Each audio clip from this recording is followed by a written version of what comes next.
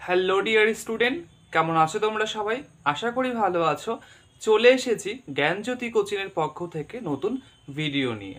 আজকে আমার আলোচ্য বিষয় হলো তোমাদের থার্ড সেমিস্টারের অন্যতম একটি গুরুত্বপূর্ণ সিলেবাস, সেটি হলো জিও মরফোলজি বা ভূতত্ত্ববিদ্যা। এটি কিন্তু তোমাদের থার্ড সেমিস্টারে সবথেকে গুরুত্বপূর্ণ একটি অন্যতম অধ্যায়।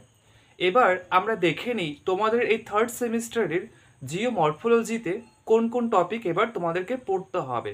তো প্রথমেই তোমরা জানো যে তোমাদের যে কটা পেপার রয়েছে, অর্থাৎ তিনটে যে মেজর পেপার রয়েছে, তিনটে মেজর পেপারেরই কিন্তু তিনটে করে ইউনিট রয়েছে। এখানেও ব্যতিক্রম নয়, এখানেও কিন্তু তিনটে ইউনিট রয়েছে, ইউনিট 1, ইউনিট 2 অ্যান্ড ইউনিট 3। এবার ইউনিট 1-এ কি আছে চলো দেখে নিই আমরা। Nature and scope of geomorphology, অর্থাৎ তোমাদের যে ভূতত্ত্ববিদ্যা, এই ভূতত্ত্ববিদ্যার প্রকৃতি আর বিষয়বস্তু এখানে তোমাদেরকে জানতে হবে। ফান্ডামেন্টাল কনসেপ্ট ইন জিওমরফোলজি, অর্থাৎ এই ভূতত্ত্ববিদ্যার যে মৌলিক ধারণা, সেই ধারণা কিন্তু তোমাদেরকে জানতে হবে। Concept of morphogenetic region by Peltier, অর্থাৎ এই যে পেলটিয়ার, ইনি হচ্ছে ভূতত্ত্ব অঞ্চলের যে আঞ্চলিক ধারণা, এটা পেলটিয়ারের মতে তোমাদেরকে পড়তে হবে।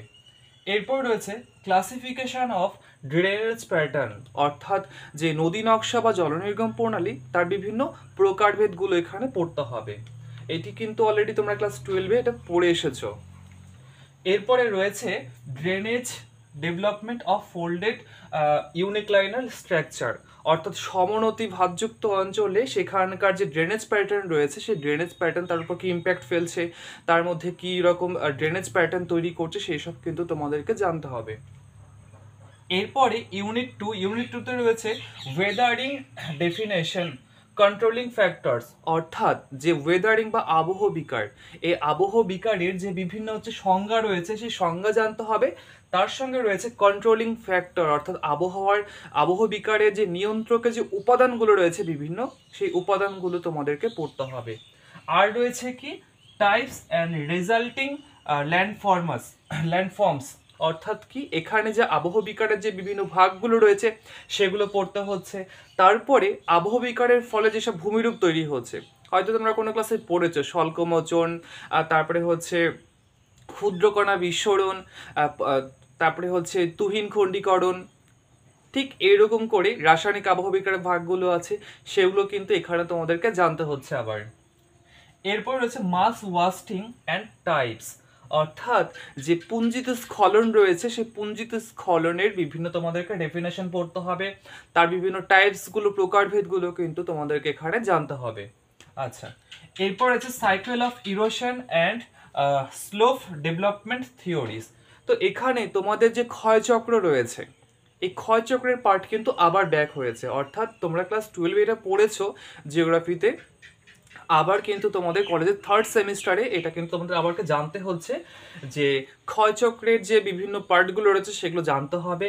আর এখানে রয়েছে ডেভিস, অর্থাৎ সে ডেভিসের মতে, পেঙ্কের মতে, আর এলসিকিং এর মতে, অর্থাৎ আর্দ্র অঞ্চলে ক্ষয়চক্র, শুষ্ক অঞ্চলে ক্ষয়চক্র, সেগুলো কিন্তু তোমাদেরকে এখানে পড়তে হবে। আচ্ছা, এরপরে লাস্ট পার্ট রয়েছে আমাদের evaluation of ল্যান্ডফর্মস, erosional and depositional, তারপরে হচ্ছে ফ্ল্যাভুয়াল, তারপরে হচ্ছে এওলিয়ান, তারপরে হচ্ছে গ্লেশিয়াল, তারপরে হচ্ছে কস্টাল অ্যান্ড কাস্ট, অর্থাৎ তোমাদের যে বিভিন্ন ভূমিরূপগুলো রয়েছে, যেগুলো তোমরা আগে একটু হলো ধারণা বা কনসেপ্টটা তোমরা পেয়েছো আর নিচু ক্লাসগুলোতে, এবার কিন্তু সেগুলোই তোমাদের এখানে রয়েছে।